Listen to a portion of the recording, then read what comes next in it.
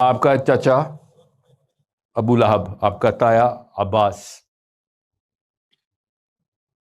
आपके और मेरे चाचा और ताया में वो पावर नहीं थी जो अबू लहब के पास पावर थी। ठीक है, अबू जहल के पास पावर थी, उतबा में पावर थी। वो तो रियल लिटिल डिसीजन मेकर से, नवाज शरीफ तो डिसीजन मेकर ही नहीं है। समझ रहे हैं?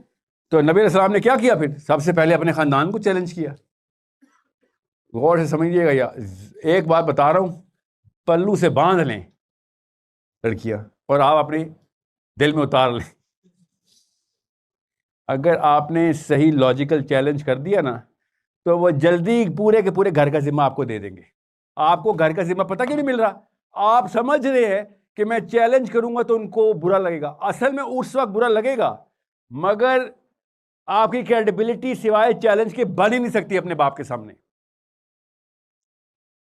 मैं अपने बेटे को घर की भागदौड़ तब दूंगा जब वो प्रूव करेगा कि वो बड़ा हो गया। बड़ा बनना कौन होता है? जो मुझे क्रिटिसाइज, लॉजिकली क्रिटिसाइज करने की हिम्मत रखता है।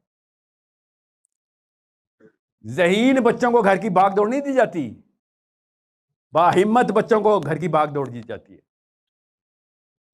घर में जितने मर्जी बहन भाई हों, जो सबसे ज़हीन होता है उसको नहीं कहते मैं जा रहा हूं, पीछे से ख्याल रखना। जो सबसे जिम्मेदार होता है ना, जो सबसे कवि होता है, जो कॉन्फिडेंस में सबसे ज्यादा होता है, उसको कहते हैं बेटा ख्याल रखिए। वो ज़हीन वाले को स्पेशली ख्याल रखिए। वो तरकीबें निकाल लेता है, कुछ ना कुछ हरकत कर देगा। आपको पता नहीं, कॉमन सेंस की बात बता रहा हूं आपको। You thought being smart is the answer? No, being able is the answer. और वो एबल कैसे होंगे? हमारे तो कल्चर में ओबीडियंस को एबिलिटी माना जाता है। आपसे कौन कह रहा है कि आप मोरालिटी में डिसोबीडियंस हो, डिसोबीडियंट हो? नो, मोरालिटी में नहीं आप डिसोबीडियंट होंगे, आप लैक ऑफ मोरालिटी पे डिसोबीडियंट होंगे। ये मेरा और आपका दीन है। मेरा और आपका बाप मेरा दीन नहीं सेट करते, मेरा नबी मेरा दीन सेट करता है कि अगर अपने बाप को भी सबसे पहला हक किसका है? मेरे बाप का हक है कि उसको दोज़ख से बचाया जाए। मैं उसकी ओपीडियंस में लगा रहा हूं कि नहीं अबू जी हाँ तो है, तो आप 2 नंबर ही, मगर मेरे पे हुक्म है। ऐसा कोई हुक्म नहीं है।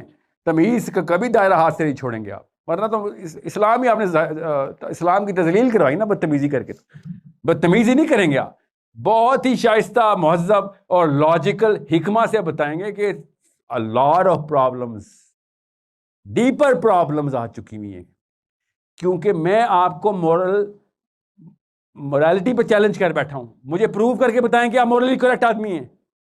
ये सबसे पहला सवाल होना चाहिए मुसलमान लड़के का अपने बाप से, कि मुझे प्रूफ चाहिए कि आप मोरली करेक्ट है। मेरे अबू, आप मेरे वालिद हैं, मेरे बाप हैं, आपके थ्रू मेरा आखिरत का सारा इंतजाम होना है। और अल्लाह की कसम है, बागैरत इंसान है, हम सारे मुसलमान हैं।